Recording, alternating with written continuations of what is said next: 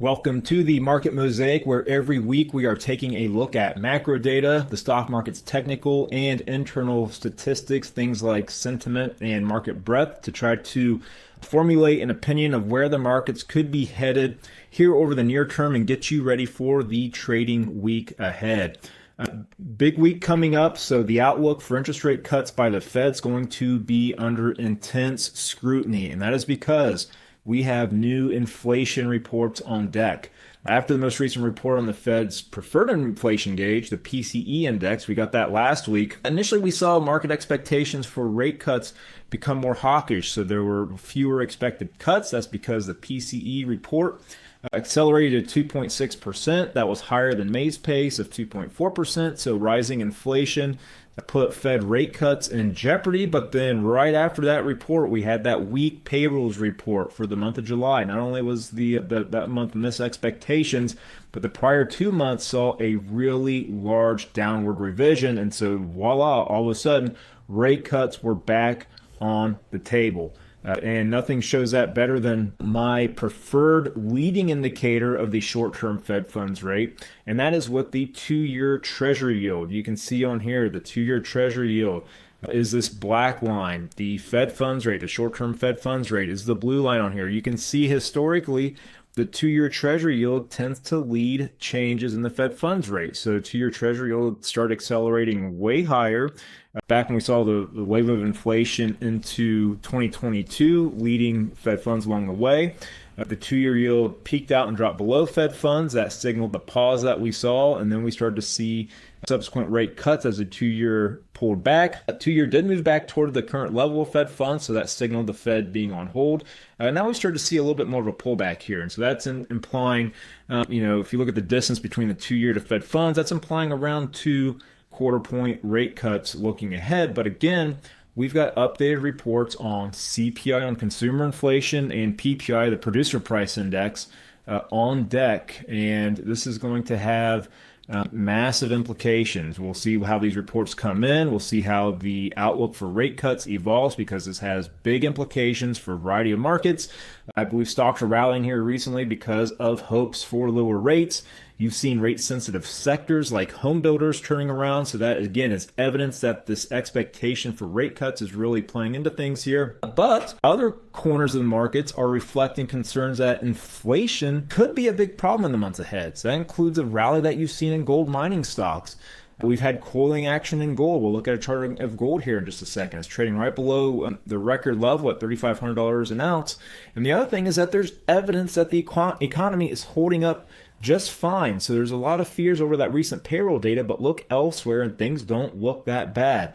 And so let's just jump right into the things I'm watching, some of the leading indicators of inflation, some opportunities that we have to trade in the markets, and why the economy may not be as bad as everyone makes it out to be. So let's just take a look at where inflation could be heading first. Every month, various organizations, you might be familiar with the ISM, the Fed does this, S&P Global does this. They send out business surveys to manufacturing and service sector firms, and they're asking questions to try to determine if overall activity is expanding or contracting. Now, they're going to ask about things like new orders, employment trends, customer inventories, and they'll put all this together to come up with an estimate on if things are getting better or worse in those respective sectors of the economy. But one of the other questions they ask is prices paid. So the prices paid is the input that these businesses are paying for creating their products or services.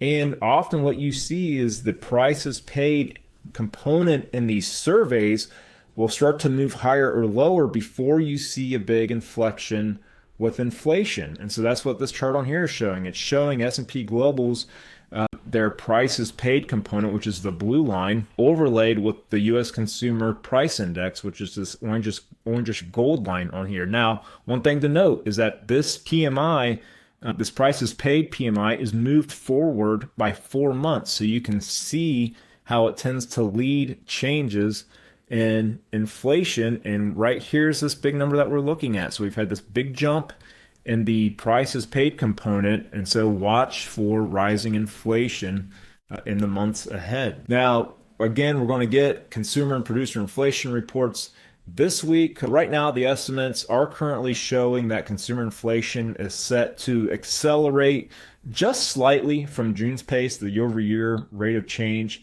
picks up a little bit. But if there is broader evidence that inflation is moving higher, that could be a huge catalyst to push gold out of this 4-month consolidation. So gold prices have one of the highest inflation betas around. That means gold does well when inflation is rising.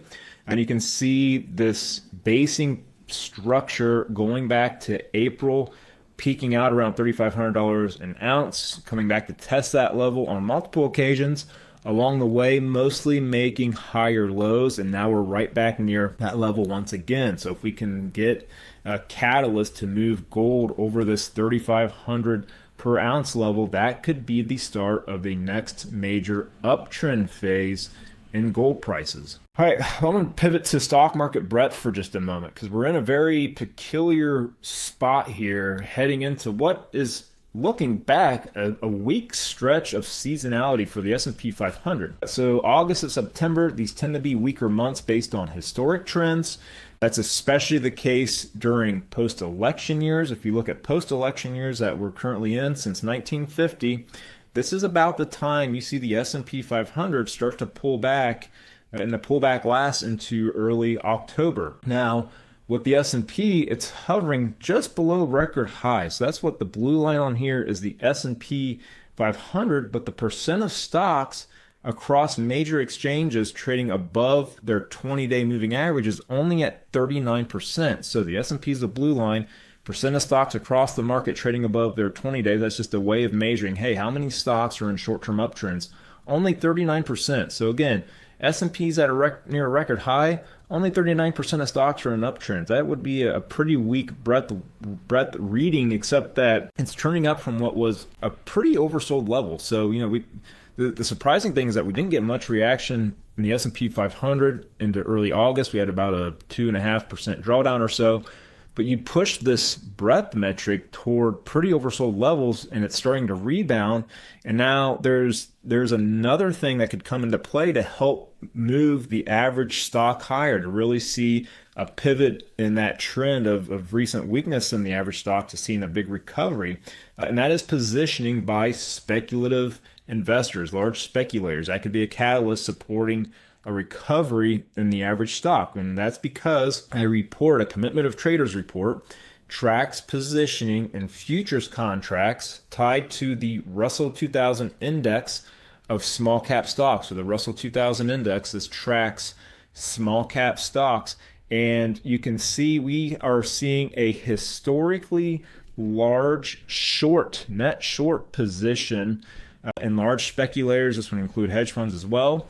At the same time, the net position in commercial hedgers is running close to a record high. So when it comes to tracking positioning in futures like this, the commercials, they're considered to be the smart money. You want to follow the smart money, and the speculators are considered to be the dumb money. And where it really pays to pay attention is when you start to see these extreme readings. So we got extreme net long position in commercials, extreme net short position in speculators. So this is one thing to watch that could be a positive catalyst for the Russell 2000 index and for the average stock here overall. All right, so I want to come back to the underlying strength of the economy. I mean, look, the Fed's got a dual mandate of supporting full employment, but along with price stability. Price stability means low inflation. And so, again, inflation will be under the microscope this week with the PPI and CPI reports. And right now, expectations have quickly moved back to favoring more cuts during this second half of the year because there's now more growing concerns over the economy, especially after that weak July payrolls report. However, other evidence points to an economy that is holding up just fine. So I talked about these PMI surveys earlier. PMI is a survey that's sent out to manufacturing and service organizations, and it's asking them a series of questions to determine if the activity is expanding or contracting.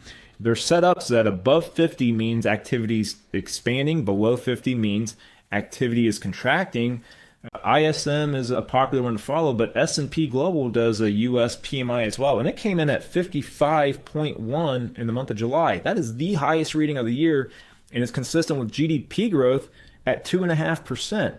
And you can see this blue line on here, this PMI has been moving higher in recent months. So that's maybe, pointing to an improvement in growth in GDP. So the gray line on here is annualized GDP growth looking back on average the last 2 quarters. So again, blue line, this PMI is telling you that growth is getting better. We've also seen that reflected in other estimates of GDP. The Atlanta Fed, they have a GDP Now model. It's also running at a 2.5% annualized pace for the third quarter. So growth might not be as bad as expected. Now, just looking at events coming up for this week, we've talked about the key reports coming up. The big one's going to be the CPI report released on Tuesday. I will be watching most closely the year-over-year rate of change, and the headline number expected to be 2.8% compared to 3% last month. The core figure I expect on a year-over-year basis is running around 3%. So, the surprise would be if we start to see an acceleration above that figure that's already expected. Another one I want to be keeping a close eye on is retail sales. So we know how important consumer spending is to the GDP calculation and the health of the economy. This could really influence some current quarter estimates for GDP growth. So keep a close eye on retail sales. Core retail sales expected to moderate a little bit in July from the prior month's pace. So those are the key reports to keep an eye on this week. That is all for this week. Thanks for tuning in.